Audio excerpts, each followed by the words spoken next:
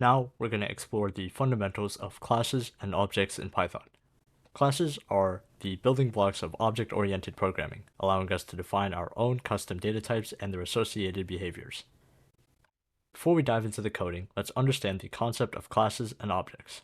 In Python, a class is a blueprint or template for creating objects. It defines the attributes or data and the methods, functions that the object of the class will have. Objects, also known as instances, are individual entities created from a class.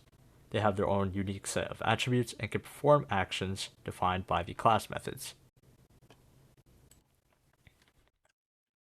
Alright, so let's start by having a class template here. In this code snippet, we define the circle class with three methods. The init method is a special method called the constructor, which is invoked automatically when an object is created. It initializes the object's attribute radius using the provided value.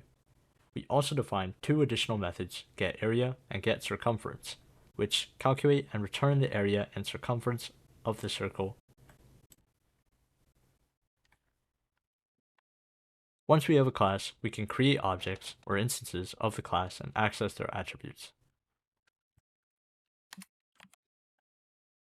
In this code snippet, we create two circle objects, circle1 and circle2, by invoking the circle class with radius values is how we created the two objects.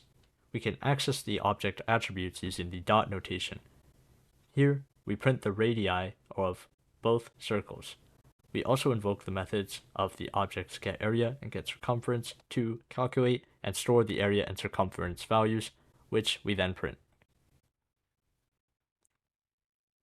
And that concludes our tutorial on classes and objects in Python.